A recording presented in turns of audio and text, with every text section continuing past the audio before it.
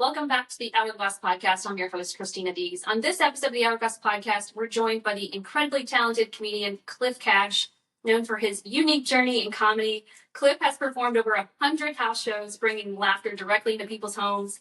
We'll dive into the inspiration behind his comedy special, The Long Road, explore how he finds humor in life's toughest moments, and discuss the tenacity it takes to break conventions in the comedy world.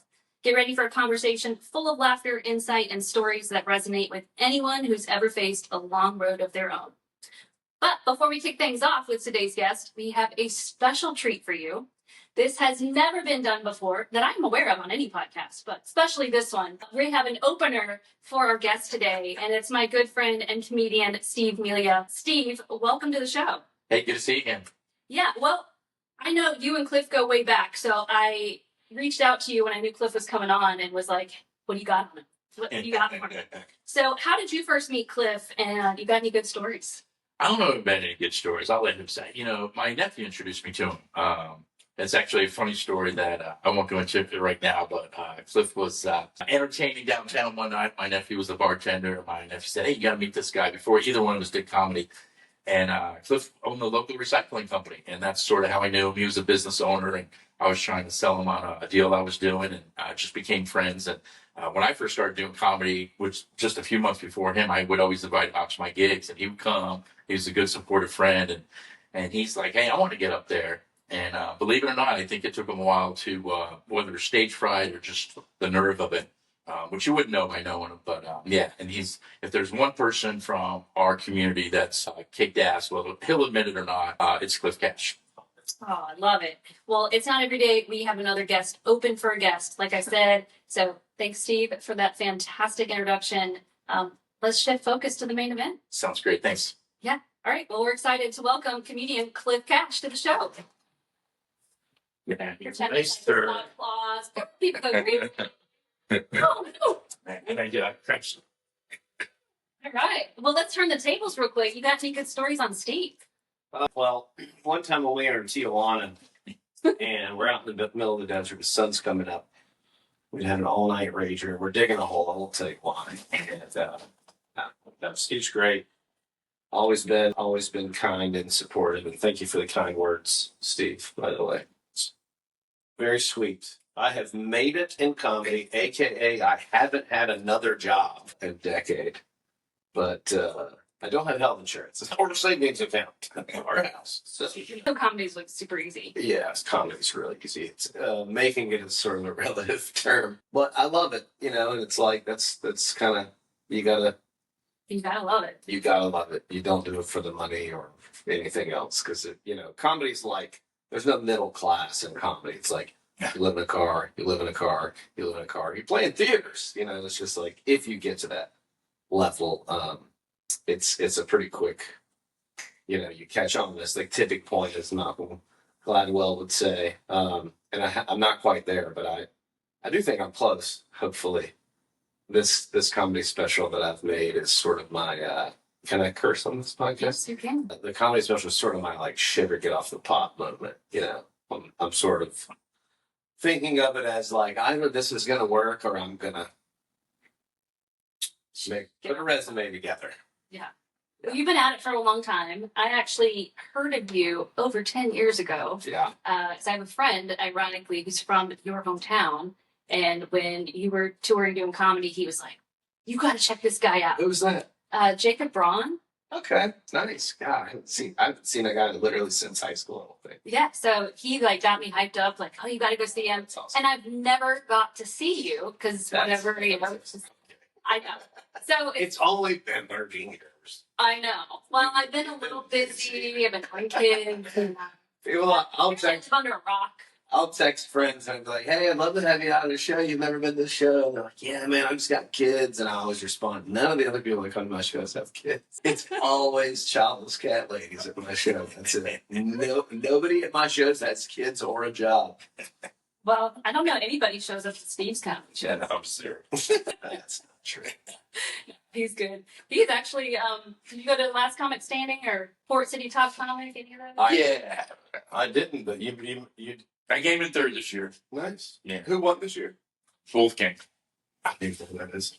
That's how tapped into the local scene I am these days. I need to get out more. I travel so much that when I'm home, like the open mic night rolls around, I'm like, man, I should go to the open mic. And it's like I live 45 minutes away, and like my You girlfriend's guys on the couch looking all cute, watching a murder documentary. Like, I want to cuddle. See? It's hard to. And that's why I haven't been to your shows. Yeah, But you're coming to like my hometown, which is a super small beach town, tonight. perfect. And as soon as those tickets went on sale and I saw that, I was like, what? He's coming here? And Fine. so there was no excuses on that one. I bought 2 tickets immediately. I texted all my girlfriends, like, if you don't get tickets, you're going to regret it. It's going to sell out. And of course, all of today are like, are you going? And I'm like, I told you months ago to get tickets. They So still get tickets. There's still a they few left. can. I told them, get tickets and I'll expand my table and pull up a chair for you. So, It's just gonna be me cursing in a building that used to be a church. I love and it. apparently it's haunted. Have you heard the haunted It's story? probably gonna get struck by lightning tonight, but fingers crossed it won't. We'll be safe inside. I know. Well, so you've been at this a long time, so it really has been a long road. Yeah. So aptly titled, new special coming out. What does the long road symbolize for you, both in career and personal life? So I wanted to name the special that, and and I sort of planned in the special to talk more about the comedy industry. And I'm so long-winded that I didn't get around to it. I told the film crew, I was like, I'm going to keep it at like 55 minutes, and I did an hour 12, which, as Steve knows, that's like not uncommon for me at all. That's called running the light in comedy, and when you do it, people hate you. So everybody hates me. I have a hard time being concise, as I'm showing you already with this answer, but superfluous, which has always been a liability my entire life. I have had, ADHD, and I'm manic. I can't sleep at night. I have all these. I'm superfluous. I'll leave you like a 5-minute voicemail. All those things were liabilities. Those were always challenges. And then I became a comic, and it's like I can write material like super fast because my brain's gonna go anyway. But the long road aspect of it is really just kind of symbolizing the journey of comedy. I started 13 years ago. During that time, I've lost a business, a home, a dog, my dad, my marriage, fallen back in love. Now I've got basically a wife and kids. We're not officially married yet, but I've been through a lot during that time, and I have slept in a car literally all over the United States. And a lot of comedians have a story about, well, I lived in my car for 6 months or whatever. I did not just like move to LA and live in a car. I didn't do that, and I wouldn't do that. But I have toured all around the United States, more or less living in a car, except for the nights at a comedy club. You play a good comedy club, they give you a hotel. But in between, I would be camping in the car and going out in the national forest. And so it's sort of like the journey through comedy and life, but also I've driven almost 800,000 miles specifically for comedy. And so much so that I've driven around the country. I'll pass a little like general store on the side of the road and go, that's the place where the 2 old ladies are sisters and they sell those really good pecan pies. And then my brain goes, no, that was in New Mexico. You're in Oklahoma. You know what I mean? It's like one time I was in the Upper Peninsula of Michigan, which you either know about that place or you don't, but it is a magical, incredible nature wonderland. I'm up there in November. There's a lot of snow on the ground. I love hiking waterfalls. That's like, if I'm going to hike, I'm trying my best to hike to a waterfall. They say don't go chasing waterfalls. I chase them so bad, and that's why I live in a car. But I park at the entrance to the state park. It's closed because there's so much snow. So I had to hike into the park and then to the waterfall. So it was like 11-mile round trip hike in the snow. I get to the waterfall and I go, shit, I've already seen this waterfall. Like in the middle of nowhere in Michigan. But I hadn't seen it in the snow. So that was nice. But that's how much I've driven. And I say in this special that's coming out October 20th, at one point I say, I've driven around this whole country quite literally. I know this country. I don't need some dude that's never left the dirt road he grew up on telling me what America is. I know what America is because I've seen it. Mm-hmm. And our diversity is our strength and not the other way around. Yeah, it must change you as a person. Like I travel over the world. I don't know the US like the back of my hand, but just getting out of your bubble, Totally. it humbles you. And then you just realize that we are all the same. Yeah, we really are. We all want food, clothing, shelter, love. We all want to take care of our families. We all want to take rights away from people. Everybody's kidding. Uh, everybody does have those core like values and desires and needs, and the differences are how we go about it and what we think is important.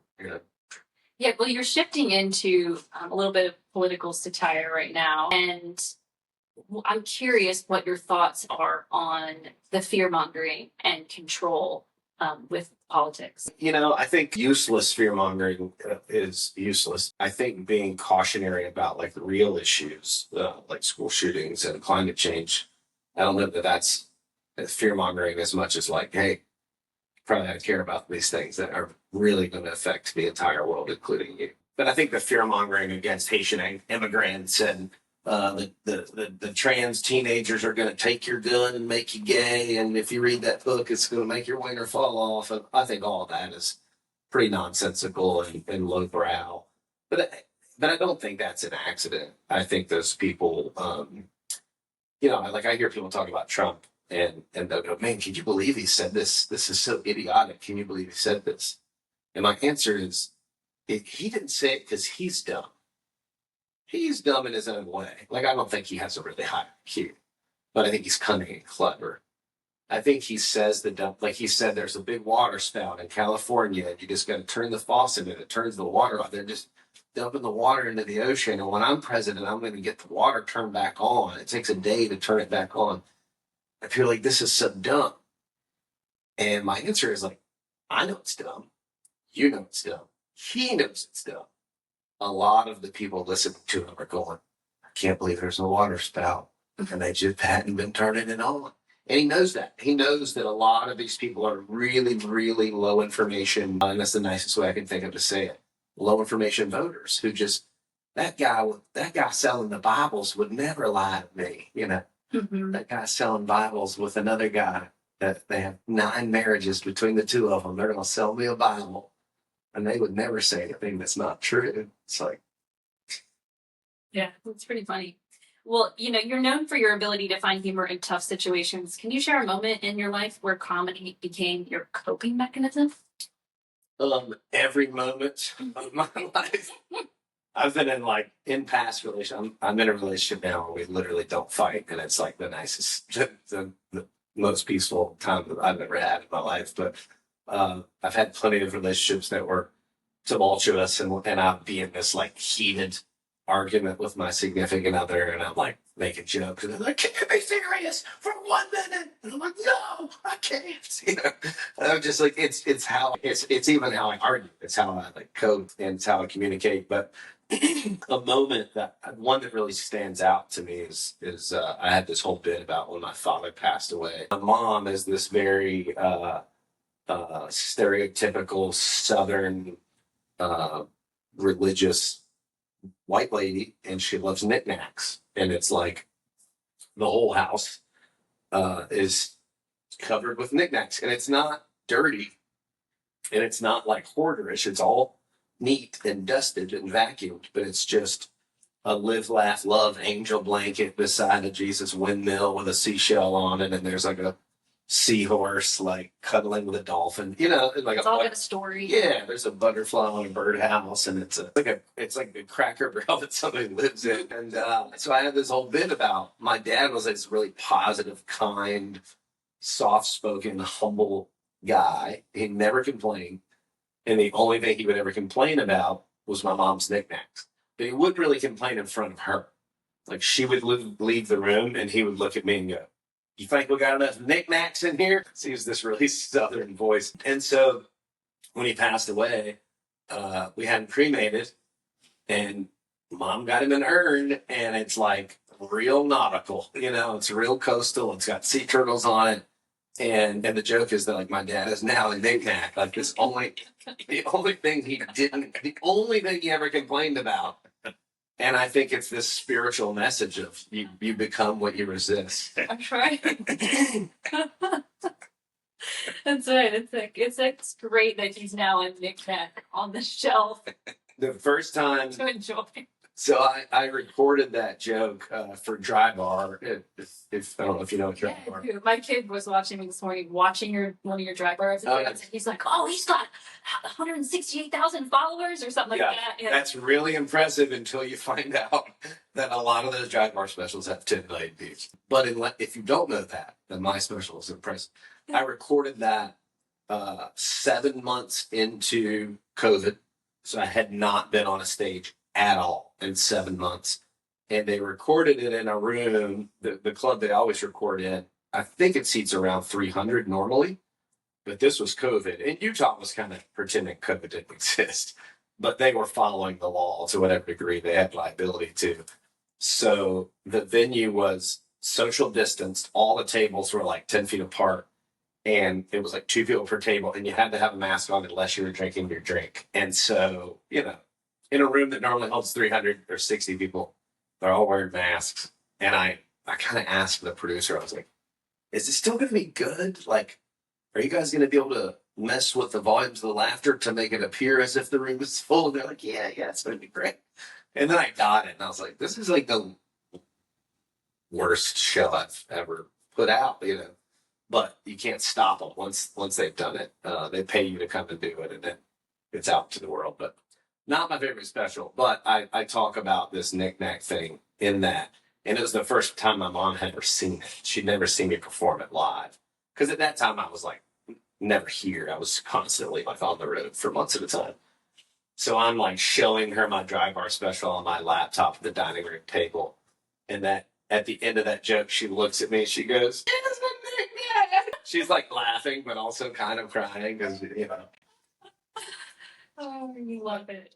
One time a storm came through and she, like hurricane, like the season we're in now, and she took the urn, the baby sea turtle ocean beach ash urn, and she put it in the linen closet and padded it with blankets and pillows. And then like months later, she was like, oh my gosh, where is Roger? I don't know where Roger is. And she eventually found him in the linen closet. She was telling me and my siblings that. I was like, I'm just glad Dad finally came out of the closet. She did not like that joke at all. Where did you record the Long Road? Recorded that at Thalian Hall in downtown Wilmington. We sold it out. It's a 545-seat theater. Worked really hard to sell that out. Was really proud of that. And it's a really, I'm sure you've been, it's a really, really gorgeous historic theater. So the brick wall behind me in the special is a brick wall from 1858. So that's pretty cool. It's a dark time of history, but it's just neat to be in a place that has that much history. And I really wanted to record it. Once I linked with Lighthouse Films, who made all this happen, I was acutely aware of their legitimacy. You know what I mean? So once I was like, man, I'm doing this with Lighthouse Films. Like, it's gonna be badass. And it was like Wilmington Comedian, Wilmington Film Company, Wilmington Venue. I got Sean Thomas Gerard to license music to us, so Wilmington Musician. All the sponsors for the event were Wilmington sponsors. And I love this town, and this town's been really, really good to me, really supportive of me. And it was important to me to do it here. It looked like we might not be able to do Thalian, and I was devastated. And I was going to do it at the Diana Wortham Theater in downtown Asheville, because that's kind of my second home. And then they were like, hey, we could do this, Thursday, November 9th. And so we snagged it. And yeah, we sold it out, and we made something that I think is really, it's really take my comedy out of the equation altogether. Like, forget the comedy. What Lighthouse Films made is nobody has a special that looks that good unless they're already a celebrity. I mean, it's like, it's so good. Like, if Dave Chappelle came out on stage in this special, you'd be like, this is a good looking special. I mean, it's really that caliber of product. And we thought, oh, we're going to send this to Netflix and they'll probably get back to us the next day and buy it. As has been the timing in my life and other things, we were ready to sell this special just as the industry is changing. A lot of big name comedians are dropping their management because comedy is now doing what music has done. Remember when it was like you went to Best Buy and you bought a CD for $14, and then 5 years later, everything's just on Spotify and music is free, and the only way a musician can make money is by selling tickets to events. And comedy is now doing that. It's almost this like race to the bottom kind of thing, and that's just markets change and whatever.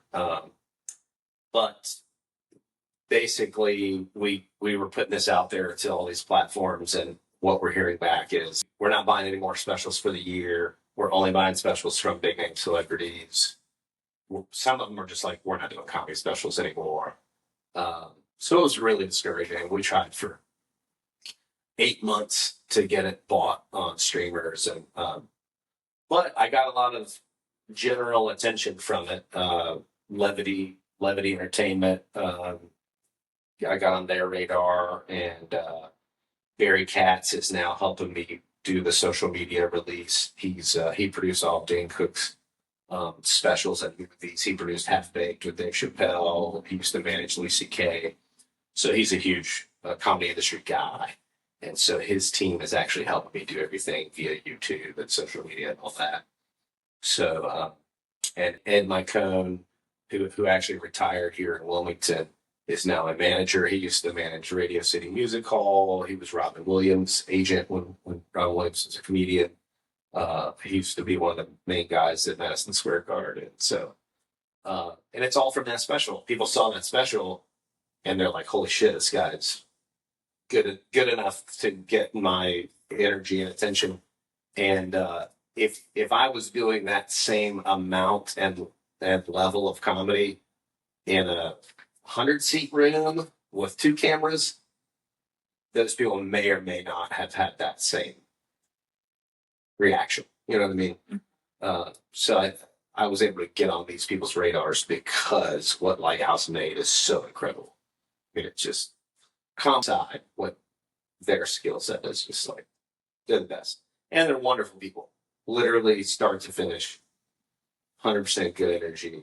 There wasn't a single day where I was like, I don't know if I should be working with them. I don't feel comfortable with none of that. It's just like, first time I met him, I was like, can we like be friends forever? You know, it was just like really good connection. Yeah. Love it. We have to stop briefly to push the button. This is where Steve comes in.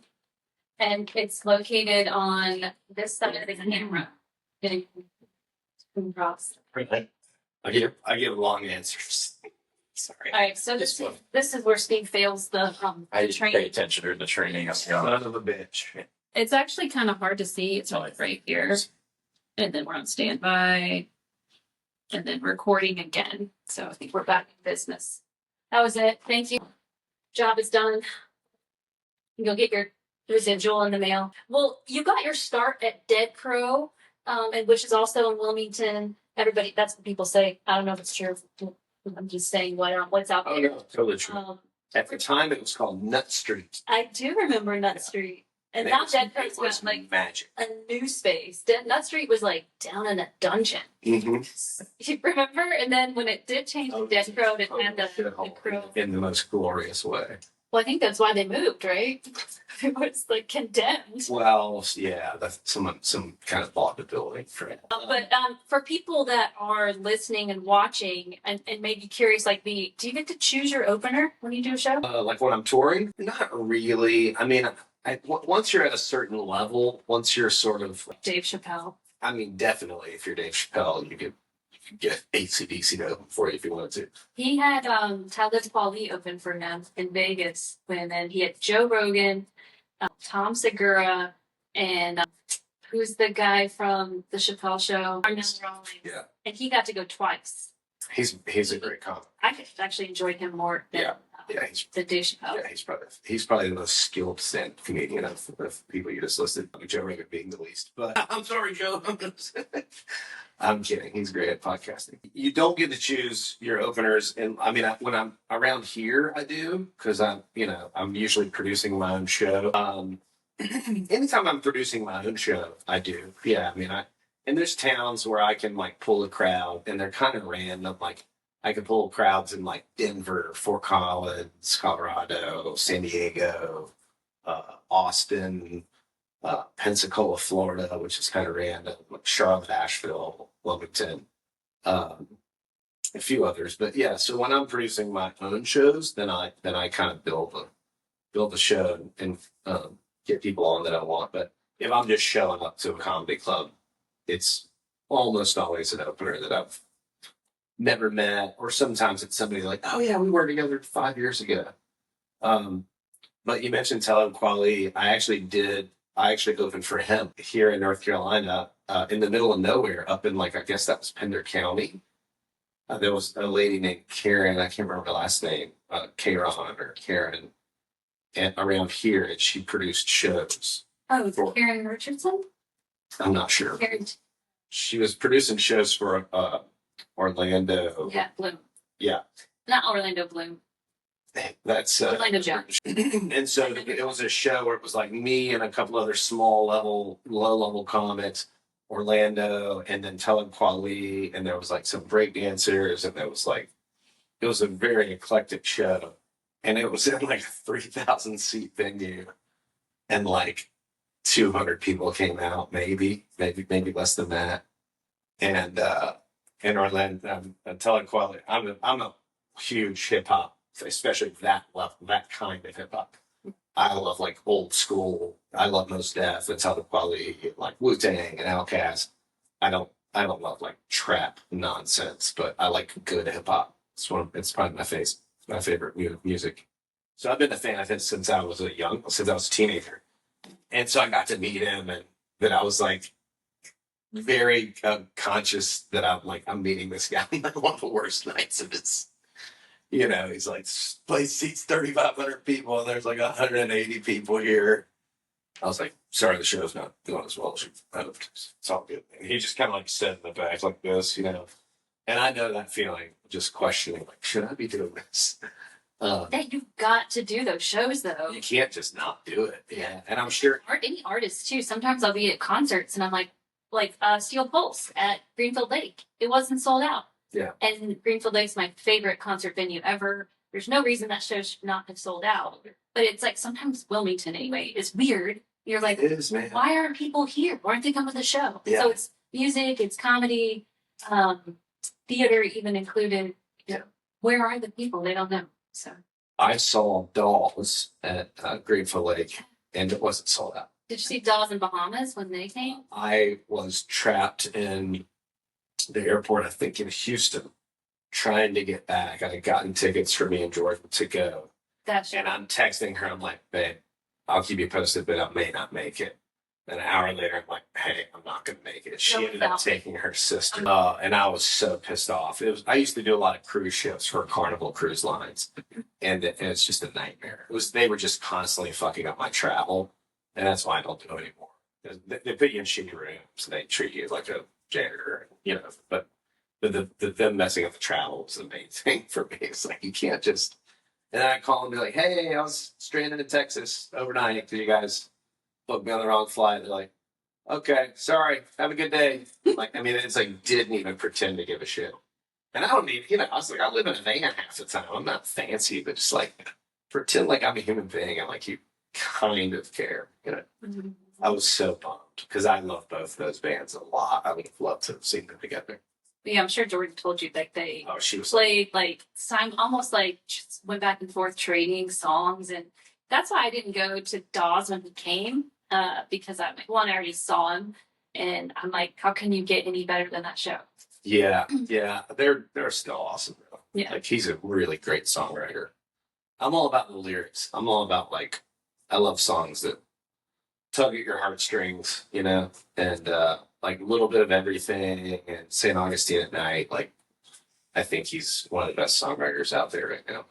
Did you see Alan Stone when he came? I did not.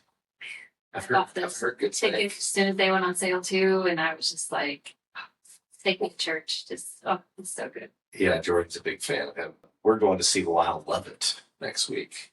Where is he at? He's at the Wilson Center. Listen, Sarah, since say CFCC. My manager got us some free tickets. I haven't listened to him much really in years, but it's him and this big band. Yeah, I feel like you have to go see. Yeah. That's like a bucket list. Yeah, I'm excited. So, I don't know. I saw that they were here, and I was like, yeah, talk about it. So let's talk about house shows because you've done over 100 of those, and 108. 108. I'm glad I didn't transpose that, say 180, but not a lot of comedians offer that. And I think it's really cool. It's kind of like with the personal chef thing. At least my group of friends, we like to going out to dinner and trying to do the riffraff of that and sitting at a big table and it taking forever. We like to just do nice dinners at home together. That's cool. And we like the idea. I already put it out there to them of like, hey, Cliff does house shows. Yeah, I really started doing it. So during COVID, I couldn't perform. Obviously, all venues were closed down. Comedy clubs were closed down. It's miraculous that they're still in business, but we couldn't perform comedians. So I fell back on my past life of I used to flip houses, and so I could do a little bit of everything. I could build a deck. I can tile bathroom, whatever. So I renovated a house in Asheville, posted pictures of it on social media, and then my friend in Colorado was like, "Hey, come renovate my house. Come renovate my bathrooms." And this is a guy, long story, but I met him surfing in Nicaragua and we became friends. He lives in Denver. And so he had 3 bathrooms. And he's like, just come live with me and renovate the bathrooms live with me while you're doing it. So I lived in Denver for that winter. And then when I finished everything, I was like, just pay me for all of it at once. So I got a lump sum of money and, that the logical voice in my head was like, you should do something smart with this money, like, live indoors or go see a dentist or get health insurance. But then this other voice in my head was like, you should go to Mexico until the money's gone. So I got back in my van and I had all my tools with me because I just renovated the house. So I'm in this Sprinter van with a bed in it, surfboard, camping gear, but also like wet saw, miter saw, air compressor. Every time I would go through a checkpoint in Mexico, I don't know what the fuck is in Spanish, but I'm pretty sure that's what they were saying. They were like, "Por qué?" I was like, "Mucho trabajo en Estados Unidos." No. Literally, I drove from San Diego all the way to Cabo San Lucas, which is 1,200 miles.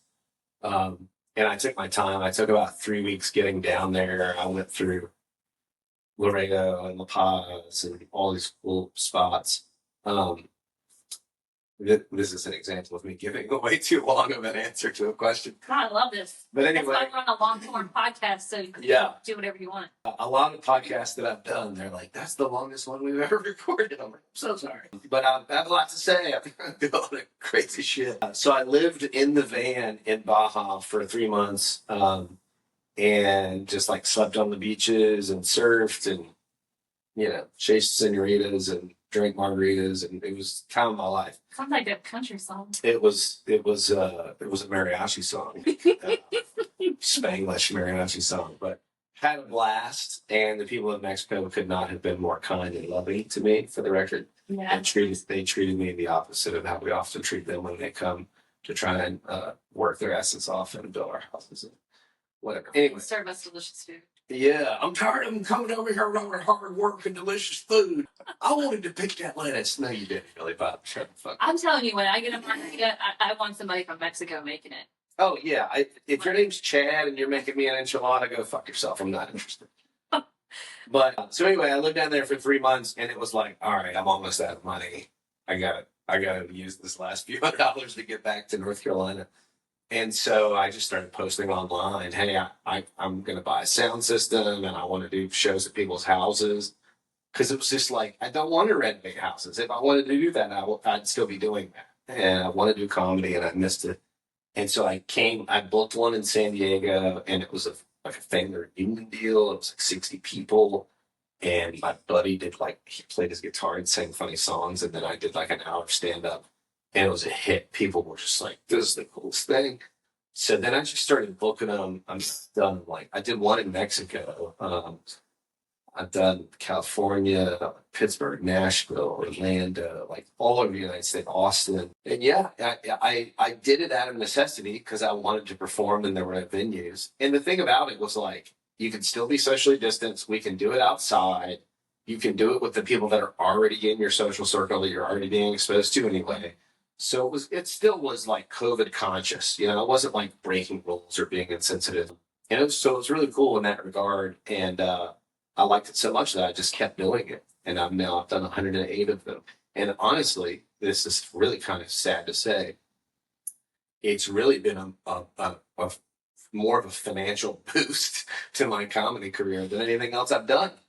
Because it's like, I can still do 2 or 3 or 4 clubs a month and a couple indie shows. And now I'm adding in 5 house shows. So it's like, whatever, it's $2,000 or $3,000 I wouldn't have had otherwise. So it's actually been really awesome in every way. People love it. I've had some people that have booked me now 3 different times at their houses. I had one lady bake a bunch of cookies in the shape of my van. I've had people have bands go on before me. Some people have had like full catered spreads. And I've done some at houses where it was at one point I was out in like rural central North Carolina, like kind of near Greensboro, and it's a real equestrian area. So like really nice estate homes and horses, and I'm using my phone, the address, like I'm going to this house show, and I'm driving past this sprawling estate with this like park like landscaping, white wood fences, all like a mile of white wood fence, and these like $1 million barns. And in my head, I'm like, when I get to the house I'm going to, I'm going to make a joke that I was wishing that the house show was at this house. And then I finally like get to the driveway and I realize it is that house that I'm going to. And so I walk up in the back and I'm in this like van with no air conditioning. And I'm like, hungover and carrying my $100 sound system I bought off Facebook Marketplace. And I roll up to their backyard and they have a pool that you walk into, you know what I'm saying? Like a wave pool. Like it's just, there's no steps. It just gets deeper and you're just shaking your head like I've seen those before. Well, I hadn't, okay? I had only ever seen it at a water park. And so I think I got a waterfall and all these like gazebos, and I just walked in and all the people were already there and they were looking at me, and I just kind of set my sound system down. I was like, this place is a real shithole. But I've done, and I've done them in like, I did one in a living room because it was cold. We were in a living room in like a small kind of cookie cutter house outside of Detroit, and it was 18 medical students, people that were like doing their residency. And one of the guys had seen me open for Mark Norman in Kansas City, and he was now living outside of Detroit doing his residency for med school. So when he saw me post about house shows, he was like, dude, I've been a fan since I saw you in Kansas City, and would you come do it in Detroit? I was like, yeah. We had 18 people in the living room, and they ordered Little Caesars, and we all drank just an unsafe amount of liquor. And it was like one of the most fun ones, It was a super small crowd, but there was a couple people that just had really, really epic laughs. Mm-hmm. And that's all it takes. It was like one person that's just got a crazy, hilarious laugh. It's every time they laugh, everyone else laughs. So, Well, that's one thing I appreciate about COVID, and I've said before on the podcast is, it really changed the way that we do a lot of things. Sure. And kind of opened up possibilities that we hadn't thought about before. And I think because of that now, like the future is entertainment. And it's obvious people want to be entertained. Yeah, of course. Like, one of the first things we did post-COVID when it was like safe to go out, we had a granny party. So my friend Tara, for her birthday, wanted to do granny parties. We all dressed like grannies and we went out downtown. And I stayed in character. I was in it. Like if I'm committed to my character, I had a necklace that said Sandy on it. I was like, that's mom's name. Sandy. And I had my walker, and I had like the little padded booty underwear too, and I had my moo-moo, and I had my cat brooches, and like all night long it was me and 2 other girls that we were like in character. And we made so many people laugh downtown. That's awesome. And it was like, what? This is what people need. People Yeah. need to laugh. And they need to relax and just not take life so seriously. So I had this idea that like maybe I should go, because I'm like the bingo champion. I should go and like sit in comedy clubs and like heckle, That's a terrible idea. kidding. But It's like always a white lady. my point is, Usually with sparkly jeans. my point is, you can do anything dressed as a grandma. Like, Yeah. people are just like, you're so Probably. cute. Yeah. Probably. I'm not going to take it that far. But no, like kind of including it in the comedy is what I was thinking. Not like true heckling. Because I don't support hecklers. No. Way. No. Those heckler videos you see online, that's a comedian making the best out of a bad situation. That is not an encouragement for you to do it, crowd. Okay, listeners. That's right. And the please people don't who do do that all the time, that only do crowd work, it's because they don't have any jokes. Mm, Public service announcement.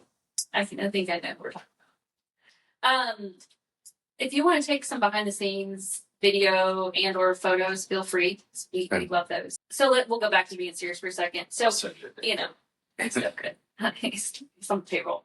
Breaking convention seems to be a recurring theme in your work. What societal or personal conventions have you found most challenging to break? I don't know that I've found any of them that difficult to break. I'm going to probably just break them regardless of whether they're difficult or not. The difficult part is breaking the convention and succeeding anyway. You know what I mean? The difficult part is what happens after you've broken the convention. I've always been like adventurous, class clown, kind of troublemaker, whatever. When I was a kid, I was the one that would like, Cliff will do it, you know what I mean? And I had a couple other friends that would do the crazy shit that I would do. And they're still some of my closest friends. But I mean, we would like jump off of the roofs of buildings if we could find two buildings close together. We would jump off buildings and just take pictures of each other with those little disposable paper cameras everybody used to use. And I like raced mountain bikes when I was a teenager. And we would go up this place outside of Charlotte called Crowder's Mountain, and we would literally just go rock climb without ropes. Like we weren't wise enough to be scared.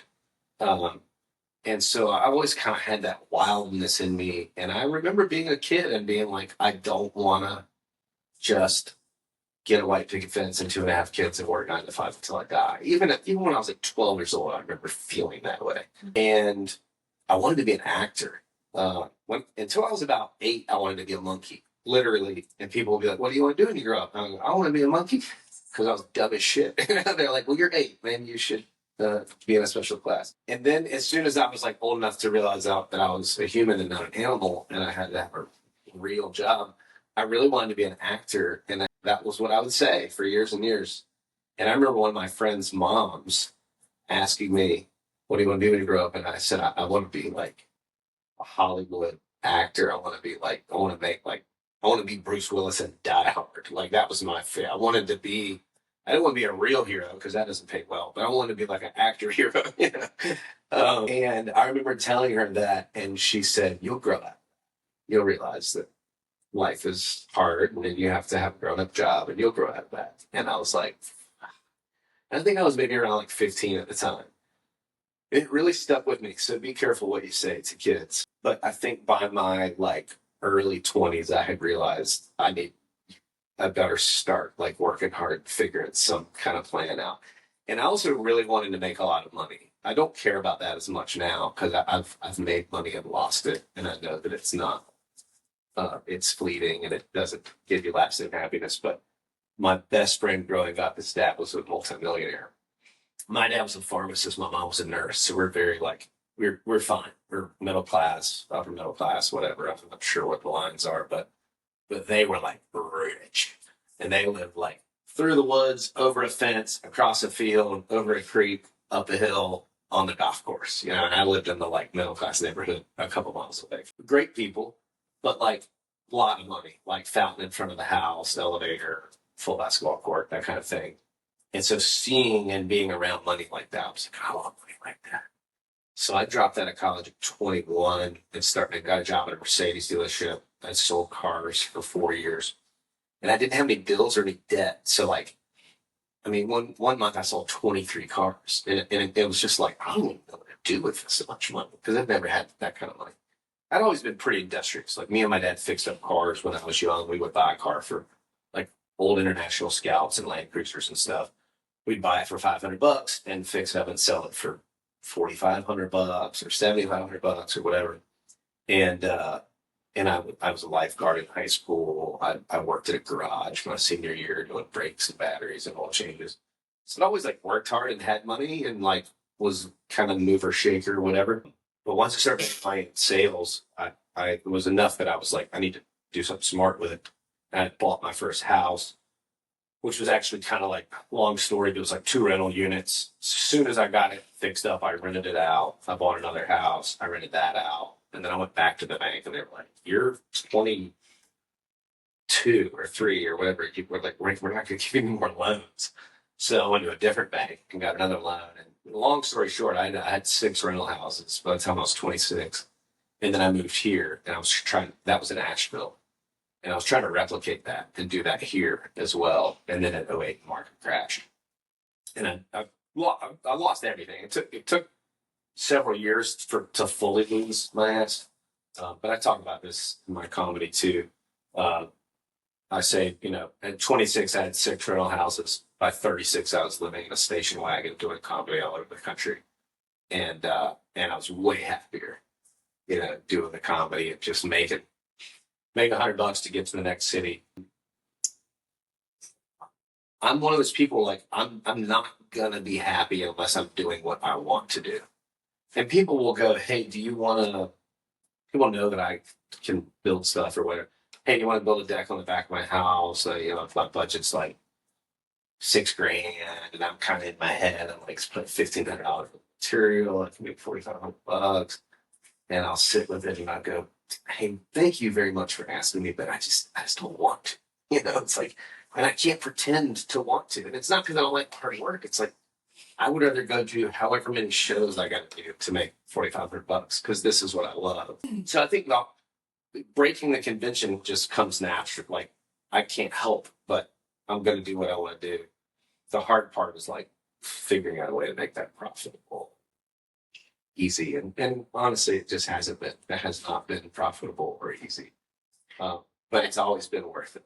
It's been a long road. And I think it's fitting that you're here today on this podcast because this podcast, it's called the Hourglass podcast for a reason. The hourglass is like time is ticking and life is short. Do what you love. And that's the message that I want to send out to people is like, you can, go to work and like hate your job and be miserable, or you could follow your heart, do what you love. And it's going to be, you're going to die a much more peaceful person. Yeah. That way. So speaking of hardships was my next question. So it's kind of great segue. How do you balance addressing these serious issues in your work and your life while still keeping light and funny for your audience? Have you had any like spiritual awakenings? Do you do meditation? I know that's kind of trendy right now. Yeah. I do acid instead of meditation, I'm kidding. I've meditated. No, I do a lot of like walking meditation. I spend a lot of time in nature. I've spent an inordinate amount of time alone in general. And I almost to the point where I got too good at being alone, where it kind of bothered everyone else in my life. They're like, why are you just alone all the time? I like it. I like it's crazy. Yeah, yeah. Seriously, like friends and family are like, you okay? Yeah, I'm really okay. That's when you're okay, because if you can be by yourself, if you're happy with yourself and you're good within, you're a whole person.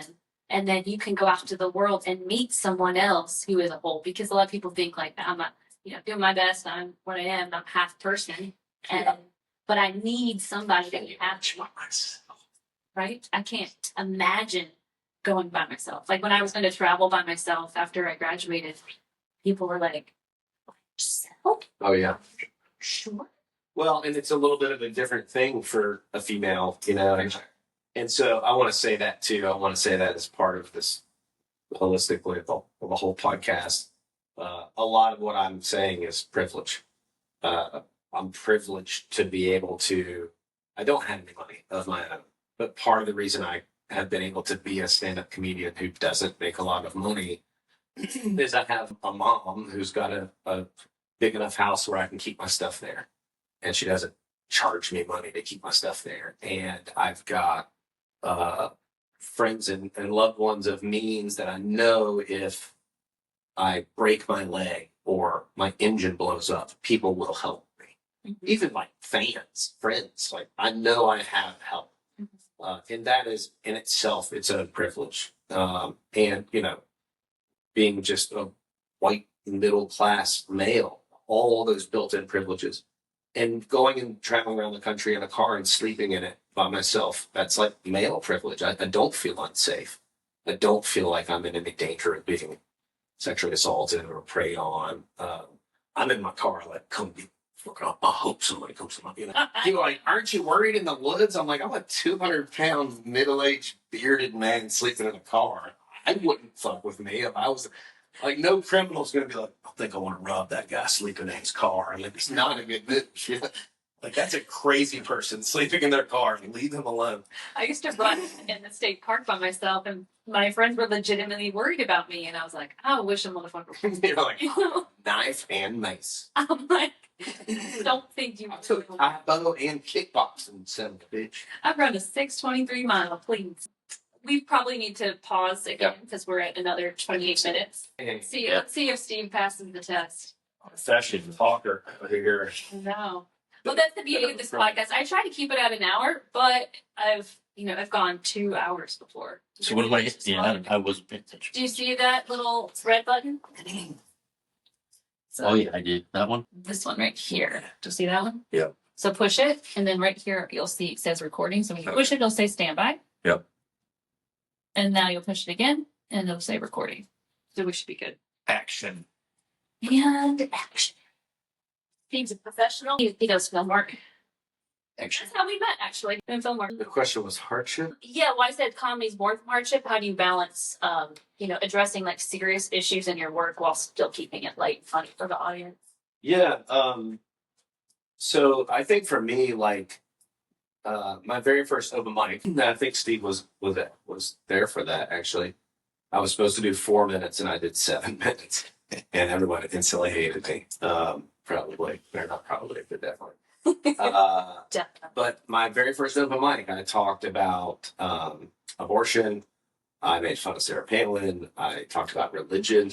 And so every once in a while, somebody will go, man, I really thought you were funny until you got all political. And I'm like, dude, I made fun of Sarah Palin on my first open mic. I mean, you might have caught me one night when it was just about wieners and farts, but I've been political from day one. And you just said you're not a fan or you know that. But, so nobody ever masters comedy. Let me say that first of all. Nobody. Not Kevin Hart, not Dave Chappelle, not Nate Bargatze. You're never going to master it. You're never going to perfect it. It's not possible. You're going to have bad shows. You're going to have jokes that you love that never quite get funny enough for you to not give up on them. It's impossible to master it, and that like keeps me very interested as somebody who's easily distracted. But once I got pretty good, I got to a place where like I know I can get up there as long as you give me an audience, as long as you give me 40 people in a space that holds 40 people, and not 40 people in a space that holds 200 people, because that's hard. Like, as long as you give me a full room of a decent size, whether it's 300 people or 30 people, I'm going to have a pretty good show. Sometimes it'll be A+, sometimes it'll be B-. Probably the crowd can't tell the difference, only I can. But, like, I'm pretty much consistently can be funny for an hour. And then it was like, okay, what else can I do? And during this whole time, my comedy career has really sort of, like, run parallel to my, like, personal spiritual journey of, toxic marriage, financial loss, death of family members, there's all these like stressors. And so I want to, as those things happen and I learn those lessons, I want to talk about them in my comedy. And so I have a lot of material about sort of like my spiritual journey. I have material about my dad passing away. I have material about my wife being unfaithful and our divorce and just grief and loss and the lessons from all of it.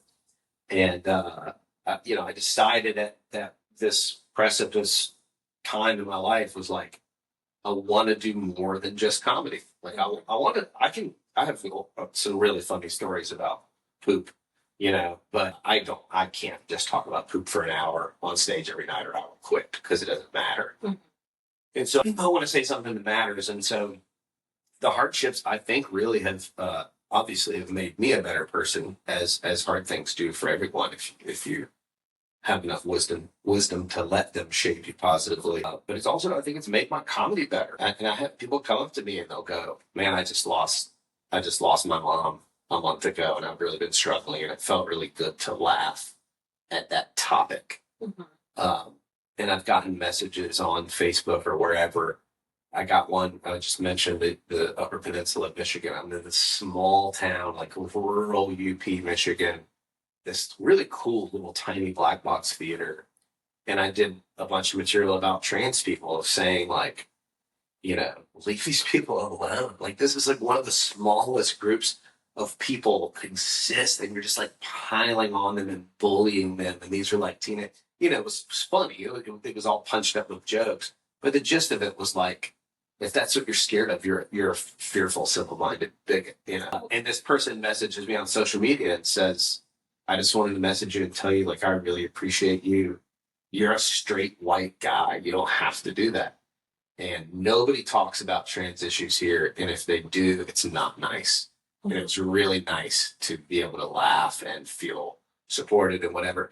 And it's like, it's those kinds of messages and comments that have kept me from giving up. Because it is the arts and entertainment and passion and doing this kind of thing, whether you're a musician or a juggler or a mime or whatever you are, theater person, actor, pursuing the art in a capitalist country, hoping to make a living is one of the more discouraging things a person can do. And again, speaking from a place of privilege, the more discouraging thing you can do is be a single mother of three, like work at Burger King and try and pay rent. Like, what I'm saying is it is not usually profitable. It's very discouraging. It's difficult in the sense that you just have to stay with it. But being able to say something that matters and it resonate with people and people really appreciate it. And once you make that kind of connection, that person's more than a fan. That person's like, I'll send you $1,000 if you're stuck in Arizona. Like if your engine blows up, that person will send you $100. That person will buy a hat or photography or, and like I always say, I don't have a ton of maybe 100,000 followers across literally every single platform, but I feel like they're my friends. It's like I'm talking about my life on a very intimate level and my beliefs and my convictions and these things I feel really passionate about. And if that resonates with you, like we're friends. We're the same kind of person. And you're not a fan. You're my friend. And I need a million more of you so I can get health insurance. Well, we're going to do what we can to help you with that. All right. I'll sell for 1,000. I do believe you're going to blow up and we're going to be like, we knew Cliff back when he was, barely making it. Well, I hope so. Yeah. I tell you what, listeners, if you guys can help me make 1 million, that's all I need. If I can hover at $1 million net worth, I'll give all the rest of it away every year. Yeah. I'm because pledging that. It doesn't matter. Like, money doesn't matter when you have a bunch of money, then it's like you want to help other people. If I had $1 million tomorrow, I could do everything I ever want to do. I could set up my girlfriend and stepkids. I could, I could finish my project in the mountains. I could, fix up my little Jeep. I could do it all. And it's like, and then I'd be good. I don't think so now. If I would do this for free. If, the money part of it is only a necessity. I don't, like I said, I made $4,000 a month and my money's from these rental properties, whether I didn't, it just came in the mail, you know.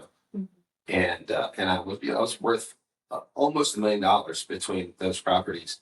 And then It's gone like that. it's like somebody hit a fucking backspace button and it was gone. And when you're very when you're very connected to your narrative and your ego and all those things, each time you lose something, it's like a mini death. It's like a death of a piece of yourself, you think. And it's not. And when it's all gone and you're still not dead, and you go, that turns out I don't need any of that to still be happy and loved and alive. And it's like, you know, once all that was gone and I was okay, I liken it to this, and I should because it's fun. But I grew up kind of scrappy in a not so nice Gastonia, North Carolina has a historically like infamous high crime rate. It's a tough place, and there's a lot of drugs and a lot of young people who think they're gangsters that aren't. And it was, you know, I got in a lot of little skirmishes in elementary school and whatever. Just, you know, somebody talk shit, you fight, you know. I didn't get fights every day, but I got in some fights in college and in my early 20s. And I remember there was a point in my life where I was so scared to get hit in the face. I had, you know, a handful of fights and never got hit in the face. And then one time I got hit in the face and it sucked. And I had a big black eye and I had this cut where my nose kind of got pushed away from the rest of my skin. But the next day I woke up and I was like, well, what that big deal? Now I've been hit in the face and I'm not really scared to get hit in the face again. And that makes you, in that situation, it makes you more dangerous because you're not scared to get in the face.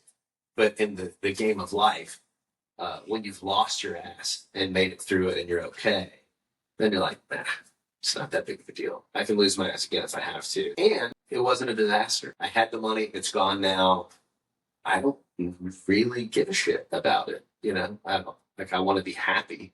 I want some financial security where I'm not stressed about money, but I don't care about, you know, like I would never buy $100,000 gold watch with some other man's name on it, or, you know, you won't catch me in a pair of sparkly gold sneakers. You know, it's like, I don't need shit like that. I don't want to live in a castle. I want a house that's like small enough to easily keep clean. You know, I want a yard that I like to plant flowers, but I don't, you know, I don't want 5 houses or a plane or Porsche. I just don't care about that. Well, you're making it easy with my segues today, and I did not give you these questions, but it's almost like you just know where the conversation's going. So I may just not even ask these because you've kind of just you've already talked about it. Another 2 hours. Let's do it. We'll keep it going. I mean, we'll just roll right into your comedy show tonight. Yeah. We'll just have the show here. That's right. No, we got to do it there because We'll live stream it. We'll live stream it onto the wall with the projector. We'll just keep it going. We'll like do some stuff in the car on the way there and just keep it going. So how do you decide when to push your boundaries in your material, and then what motivates you to tackle controversial topics like, you know, the political stuff?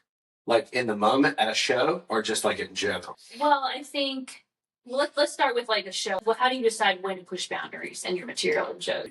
I don't know if every comedian feels this way, but I feel like you got to be a bit of a sociologist with stand-up crowd. So I look around the room before the show, and I kind of know who's there. And if I see a lot of people that I'm like, this is a cool young like hip crowd. I'm in Austin, and I'm like I'm in East Austin, or you know, whatever. I kind of know where I am. I kind of know who the crowd is. I know what's going to resonate with them. And if I want to do some really more left-leaning political material, as long as I think more than half of them are going to like it, I'll do it anyway. Even if it's a crowd of 200 people and I'm like, 100 of these people are going to really love this shit, and that's enough for me, I'll do it. But even so, and I also say this before I say the next thing, I have jokes that are sort of a litmus test. And it's like, well, I'll do this. This is pretty safe. This is me. mocking homophobia. And I think people, because I'm so political and I'm so driven by social issues, and I try really hard to be an ally, I think people see my social media presence and they go, man, how does he get away with that on stage? Well, it's like, on stage, I don't say words that trigger people. I don't say Democrat. I don't say Republican. I don't say Donald Trump. I don't say climate change. I make fun of racism. What are you going to do? You got to stand up and go, I'm a racist and I don't appreciate that. Probably not. You know what I mean? I make fun of bigotry. Most people won't stand up and go, I'm a bigot and I'm out of here. If anything, they'll quietly leave. So as long as you don't give them the justification to go, well, you know, it's very hard to stand up and defend your position when somebody is making fun of something that most of us agree is universally bad. But occasionally I get hired for like whatever, a moose lodge in rural Georgia in the middle of nowhere. And I go and it's like a lot of people in camouflage and it's whatever. And I've got about 5 hours of material. So I can just go, okay, I'm gonna do the story about the turd in the bathtub, and I'm gonna do the dating material, and I'm going to pick on the South a little bit, and I'm going to talk about TV. I'm going to do the family jokes. I can do an hour or 2 hours without ever mentioning a political issue. Or I can mention a social issue and I can embed it in a sandwich where it's like turd, the turd joke is the bread, the homophobia is the meat, and the wiener joke's the other bread. And you just got a comedy sandwich with a meaning in the middle, and you were laughing too hard and you realized you thought different. And I've had people, actually, I did one New Year's Eve at Dead Crow here in town. I had this dude come up to me who was, 10 feet tall. This is the biggest dude I've ever seen. A shaved head, goatee. Most people on the right have this goatee where it's just a mustache and a goatee. I'm not sure. I think it's a rule that you have to have it. But he's a big giant dude. And he comes up, he goes, man, I pretty much disagree with everything you said up there. I'm a gun-toting, truck-driving, deer-hunting, former state trooper, and now I'm a Pentecostal preacher. And I was like, what's the next thing he's going to say? And he goes, but man, you're funny as hell. And I was like, that is such a compliment to me. Because it was gloves off. I was saying whatever I wanted to say. It's my own club. I know it's town. And that guy he was in the crowd. Like, I won't agree with what this guy thinks, but I'm having a good time and I'm laughing my ass off. And if I can do that, what that said to me is I just made this guy think about important issues without getting mad. And other times, I don't give a shit if you're mad. For the most part, if you're at a comedy show, I want you to have a good time. I want you to leave and be like, man, that was great. And I want the club or the venue to go, killer show. We'd like to have you again this time next year. Whereas on social media, if I piss you off, I don't care. This is my page. It's not a show. I don't have any allegiance to keep you on Instagram. You know what I mean? So my social media presence and my stage presence are two very different things. But when I'm doing a show, I really love to say what I want to say without turning off the crowd, which takes a long time to figure out how to do that. That's not always easy to master. Well, something that I noticed going to comedy shows, watching a lot of comedy, I think people tend to take it too seriously. Like, they don't remember that they're coming to watch a comedy show, that it's funny and you're making jokes and it's not necessarily true sometimes. Yeah. What would you say to those people, or what do you want people to, I'll say this, what do you want people to know before they come to your comedy show? Probably a lot of what I just said is that, like, hey, I'm doing this because I like it. But one of the main reasons I like it is it makes me feel better to make you feel better. For 100 people, or like tonight, 200 people come to a show, I know that you're going to leave feeling better than when you showed up. I mean, unless you just have a problematic bowel movement during the show. I mean, chances are you're going to be stoked when you leave. And when you have 200 people in a room, somebody probably lost a loved one that week or month. Somebody probably lost a pet that week or that month or that day. Somebody's going through a divorce. Somebody is out of a job and can't find another one. and it's only at the show because their friend paid for it. Life is hard, and like, I don't want you to be pissed off. That's why I only do that kind of material when I know the crowd's going to support it and enjoy it. I'm not going to go into a room. If I show up and there's 100 people and they all got Trump hats on, I don't agree with them, but I'm not going to get up there and make fun of Trump for an hour because they're going to hate that. Mm-hmm. They're not going to have fun. I'm not going to have fun because they're going to try to kill me with a AR-15 that they keep on them at all times. And my goal is I do want to say what I want to say, but at the end of the day, comedy is about getting a crowd out and then laughing, and that's my job. And so I want them to have a good time, even if I make them think a little bit, even if they disagree with me. I don't want them to leave pissed off. And if you're a comedy audience, like, stop looking for a reason to get pissed off. Even if somebody's the opposite of me and they get on stage and they're being, subtly racist or homophobic or whatever, consider either leaving and sending them a message on social media, whatever. Like, it's not going to be helpful to disrupt the show, even if they deserve it. It would be more helpful to take it to social media or write a review or whatever. I don't know. I'm not somebody that a lot of people say to me, must be a hard time to be a comedian with cancel culture and political correctness. And that is not an issue for me because I don't punch down. I don't have to. I have real jokes. And my IQ is above 40, but like, I get that some people can't be funny without punching down, and honestly, they shouldn't be comedians. I think punching down is for simpletons, and you should quit. It's still comedy. You showed up to laugh, try to have a good time. If you hate what they said, I totally get it. Talk to them after the show. Pull them aside and go, hey, man, I know that you're just trying to make people laugh, but making fun of marginalized groups isn't funny, and the people that think that's funny are shitty people, and you should consider, like, doing better, trying harder, writing good material. I'm more likely to offend somebody who thinks cancel culture and political correctness is a problem. Mm-hmm. And then when they get offended, I'm going to go, are you doing cancel culture right now? You know what I mean? Mm-hmm. It's those people that call everyone else a snowflake. So you call everybody else a snowflake because you think they're easily offended. And you're mad at Bud Light. You're out here shooting Bud Light with a machine gun, and you're mad at Target, and you're mad at fucking Disney, and you think mermaids shouldn't be black. Like, I got bad news for you. Mermaids aren't real. They can be purple, you dumb bastard. You know what I mean? But it's like, those are the ones. I'm an alpha male, and I ain't scared of nothing except for gay people and books and teachers and mermaids and Target and Bud Light, and Disney. You know what I mean?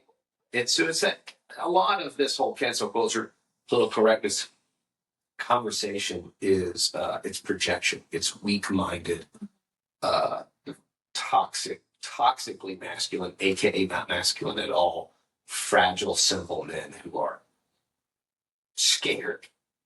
All of that comes from fear. Racism comes from fear. Bigotry comes from fear. And they're not tough. You're not tough. As a nation, we have to collectively stop being scared of these people because the entire root of their energy is cowardice. Mm-hmm. You're not scary. You're afraid, little fella. And that's okay. You don't have to be afraid. Mm-hmm. Come laugh. Wear your red hat. I won't even make fun. Just enjoy yourself. Love it. Well, was that condescending? I didn't mean it to be. No, I meant that in the most Christ-like. No, I 100% agree with that statement that there is a lot of fear-centered media. We'll call it, which translates into people, and I think that's what I love about you so much, that you're not afraid to go there and talk about it, because that is, call a spade a spade. It is what it is. Like, fear controls people. When they're afraid, they can control them. And so you have to start, like, thinking for yourself and asking questions.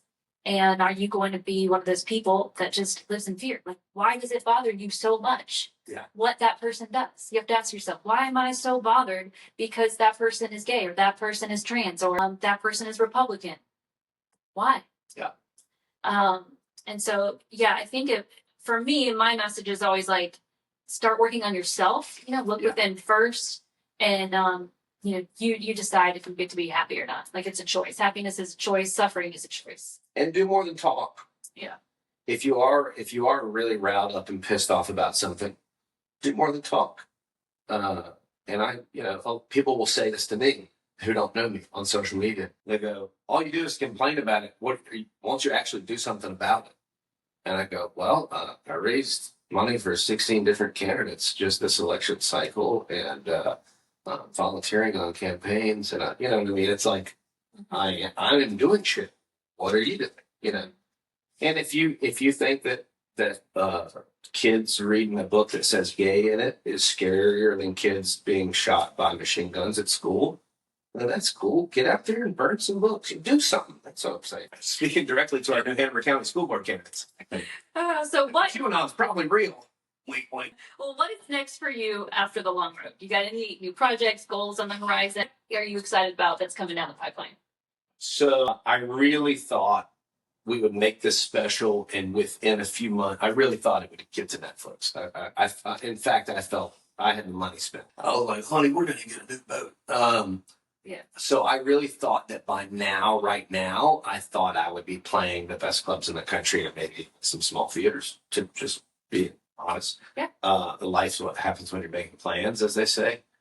So this thing's coming out October 20th. We're releasing it on YouTube. And my goal before it gets to YouTube, I need to get my followers up. I'd really like to get to like 5,000 or 10,000 followers on YouTube before this thing is released, which I think I can do because I've got about 100,000 across the other platforms. So if I can just migrate those people, and I need to get to a certain level of watch hours on my paid in order to monetize it. But assuming we can do all of that, I really think, and we've got a good team behind us, I think when this thing drops, I think we can get it viral. I think we can get big viewership.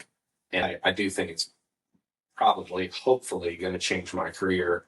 And so I'm going to give it a year to do that or not do that. Mm-hmm. And I'm hoping that, this time next year, I'm doing either the very best clubs in the country or maybe some small theaters. If that happens, I have a couple other specials in the chamber. I have 2 different hours that are really kind of drastically different from this one. I want to make a comedy special that is a house show tour, kind of a docu special. So that would be, on the list. And Lighthouse Films is willing to do that with me, assuming I can pay them back for this first project. But where we would film 4 or 5 different house shows around the country. So it'd be like a couple different episodes. Maybe it's Amazon or Netflix or whatever. And then I have other ideas where I'd like to film one in Baja. I bought a piece of land down in Todos Santos, Mexico. I'd love to film a special in Mexico. And then way down the road, I have ideas for, I'd love to do a Appalachian Trail comedy tour where I hike the AT and make stops along the way. I'd love to do a sailing comedy tour where I start in Key West and go up to like Cape Cod and hit, or even to Maine, Acadia, or whatever, and hit coastal area comedy clubs along the way and make that a docu special. So a lot of that kind of stuff. I also have a project called the Comedy Campaign. It's me and Wills Maxwell Jr. and Jen Snyder, really great comics. And we basically pretend that we're candidates. And we show up with like boxes of classified documents and American flags. And we get people to dress up as Secret Service agents. And we have a mobile podium that I built that we can take with us. And it's like a political rally. And everybody has American flags they can wave. And we do an hour-and-a-half show of like very funny political material. And part of the impetus of that is to raise money for candidates. I really hoped that would take off this election cycle, but a lot going on. We didn't quite get the juice that I hoped it would, but I'm hoping in the next midterms that's a thing. Yeah. I'm so glad you brought up Wills Maxwell Jr. because he was one of my co-hosts on the Reader's Choice Awards. And he did some of his comedy. We did during COVID. This is what came out. Is it used to just be like a dinner, and this local business will come and we do the Reader's Choice Awards. And COVID came and they wanted to turn it into a 30-minute TV show. So we got 30 minutes primetime TV, and we did like SNL meets the Oscars. Nice. And so I did it the first year. Randy Aldridge and I were co-host for 2 years, and then the Wills Maxwell joined us, and it's great. It's also on YouTube. He's awesome. He is so underrated and so talented. So I love it. I'm already in. I'll go watch that in a heartbeat. Awesome. I love the idea of that. Yeah, and then our friends with Bootscrap, they did some stuff too. I'll send you some links. Bootscrap Media, they do filming as well, and Cool. they did some like coverage of the Trump rallies and interviewing people. Nice. So it's pretty interesting. But I'm gonna switch into some rapid fire questions. It sounds like you got some really good things on the horizon, so our eyes are on you. But what's your favorite comedy special of all time? I really loved Bill Burr's Black and White special that I think he recorded in Atlanta. I like his comedy in general. I thought that special in particular was really, really good. I think it's his best work. I'm not a huge Jim Gaffigan fan just across the board. I like him and respect him. I think he's a great comic. I don't love all his specials equally, but there was one called Mr. Universe. And I thought that was one of the best specials I'd ever witnessed as far as just the building blocks of comedy. It segued start to finish. Watching that special and see him go start to finish with no abrupt segues made me want to do comedy that way. And I think I'm now doing that.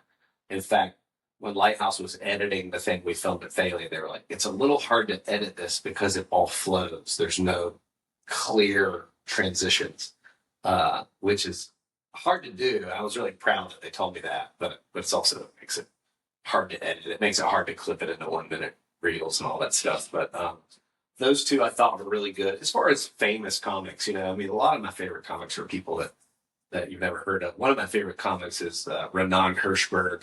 He's out of Kentucky but lives in New York. He's got a bunch of specials on YouTube. He's really funny. Another great comic, Kevin McCaffrey, is a good friend of mine in comedy. He's on those like World's Dumbest Criminals. He's like one of those like talking heads on those shows.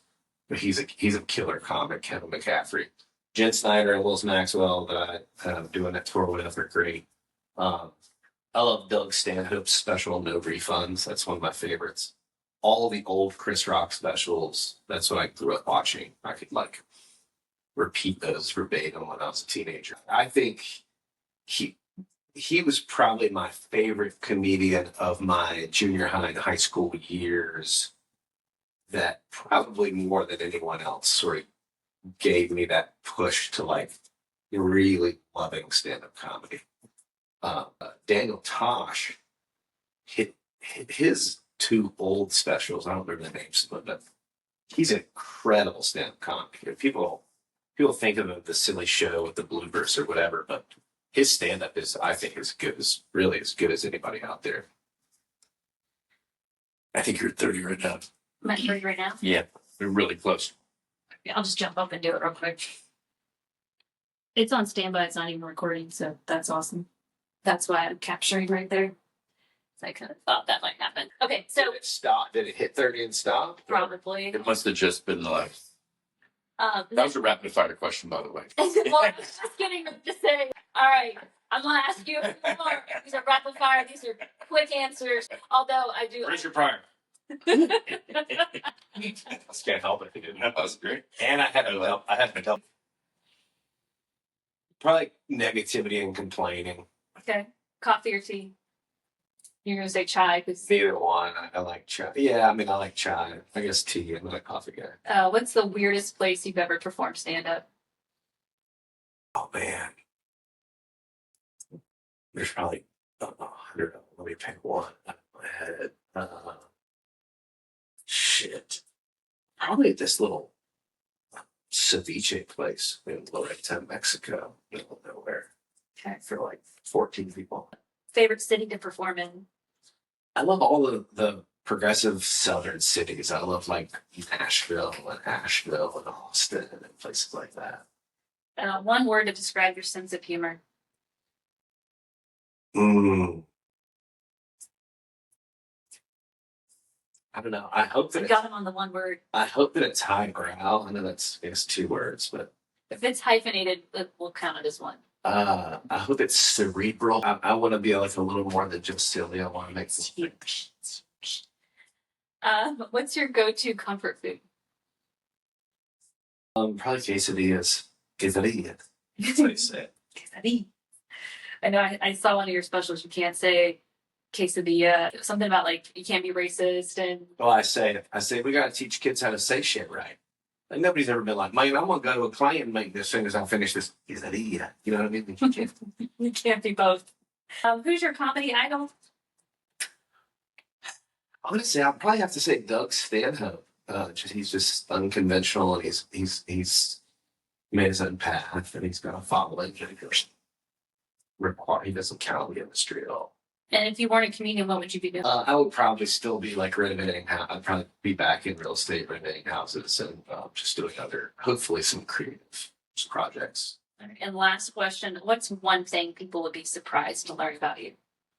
I love flowers. I love to make flower arrangements. I love growing and planting and picking and arranging flowers. Oh, love it. All right, well, we're at the end, so we always end our shows with best advice for listeners. No matter what you're going through, no matter how hard it might seem or feel, or how impossible it might seem or feel, that hard thing will make you better if you let it. There's always an upside, but you have to look for it. And you find what you look for. If you find things to bitch and complain about and be miserable about, you'll find an infinite amount of it. But if you look for lessons and growth and positivity, you'll find that too. And it's easier said than done, but try. Beautiful. And that's what we try to do is bring episodes full of positivity. How can people connect with you and find your special? The most important thing for me right now, more so than anything, is I really need people to subscribe to my YouTube, and it's just Cliff Cash Comedy. Cliff like Cliffhanger, Cash like Johnny. Cliff Cash Comedy. My special is going to drop there on October 20th. I'm going to do a live theatrical release of the special, also October 20th, at Brooklyn Arts Center. So we've got 340 tickets to that. You can show up and see the special on the big screen and be the first to see it. I would love to have you at that. Tickets to that are on all my stuff, all my social media. I'm also on TikTok. All my stuff is at Cliff Cash Comedy. I got like 70-something thousand on TikTok. I'm on Instagram. And I do a lot of like funny political satire. I post stand-up clips. I complain. So yeah, I'm not on Facebook quite as much, but Instagram and TikTok and YouTube, that's what I need the most. It's funny because I'm not on Facebook much either, but that's how you and I got connected. Yeah, I'd post it. I want to do, and also if you have a podcast, I'd love to do it. Even if it's a local Wilmington thing or a national thing, whatever. I want more people to know about this special, and clearly I like to talk. So that's right. That's right. Well, thank you all so much for listening, for watching. If you like this episode, do us both a favor, share, send this to a friend, and tell everybody you know about Cliff Cash Comedy. He's probably coming to a city near you. I'm in the process of booking a long nationwide tour. I love it. Well, tickets will sell out. I will tell you that. I got mine as soon as they went on sale just to make sure I didn't miss out. I'm super excited to see you tonight. So, well, thanks. Thanks for having me. We got to go get dolled up. All right. See y'all next time. Bye.